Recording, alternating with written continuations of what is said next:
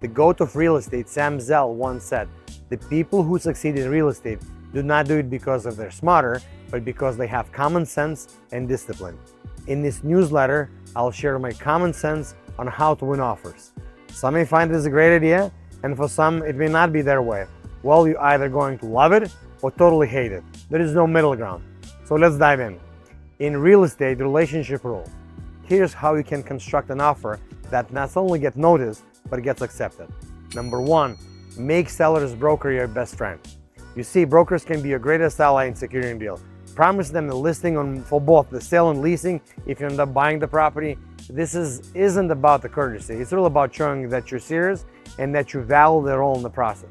Now, when the brokers trust you, they're more likely to advocate you to the seller for your offer, and sometimes actually even go a step further. Once in a while, we'll find those brokers who are, I call them rare finds, that have the same hustle and the same values, and award them the profit sharing upon stabilizations that besides the leasing commission. Now, number two, meet the seller.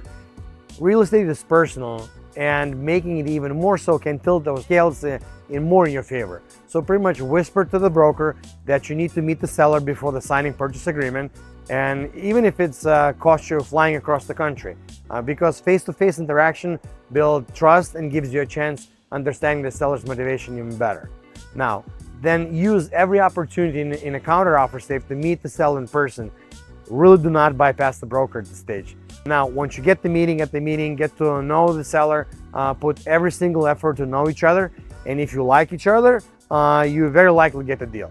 Number three, understand why they're selling. Sellers usually have one of two main reasons why they're letting the property go. The first one, it's a property challenges. Maybe the property is tough to manage, it needs significant renovations, maybe low occupancy, or maybe has a tenant issues. If that's the case, you pretty much construct your offer to those points. The second problem sometimes is financial pressure. Maybe a seller is under financial strain, maybe their mortgage rate expiring, maybe there's some cash flow issues, maybe it's not covering the debt, or maybe they need some funds for another project, they need to get in another project. So in that way, also you construct your offer that addresses that situation. Number four, get to know your seller. Dig deep understanding who is the seller, what motivates him, what's the personality like. Find three commonalities, that's what I use, and then build on them to build the relationship. Number five, know the property inside out. Research everything about it. Research the history, past sales, renovations, tenant records, CoStar, sales history. Call municipality, talk to planning and zoning director, fire chief, check if they know about the property, if there are any issues.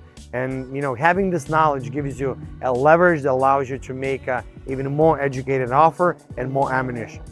The sixth, know your competition. Always ask if there are any other buyers in the picture. If the property is hot and deal makes sense, don't be afraid to meet at the asking price. Sometimes full price offer is the best chance to get the deal. And at the letter of intent stage, I go with the optimistic scenario and I take the information at the face value, what is written on offer memorandum. Now, once we go on due diligence, then we may have another set of negotiations if any issues arises. Now, seventh, due diligence. During the diligence, feed all the information that supposedly is negative about the property constantly to the seller. Don't wait until the due diligence deadline, but keep feeding that information. That gives you another opportunity for the seller to renegotiate a deal if there is a case to that.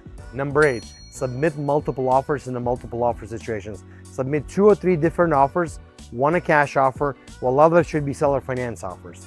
Offering those multiple options gives the seller flexibility and increases the chances for you getting the deal. Number 9, make a strong earnest money deposit. If your deal is super hot, don't be afraid to make 5 or 10% of your total earnest money non-refundable right away, pretty much day one. This move shows the seller you're serious and you're ready to commit, giving the confidence in your offer.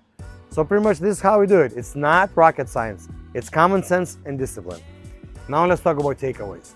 In the end, winning real estate isn't just about numbers. It's about people, it's about building relationships, understanding motivations, and crafting offers that make the seller feel you are the best person to take their property forward.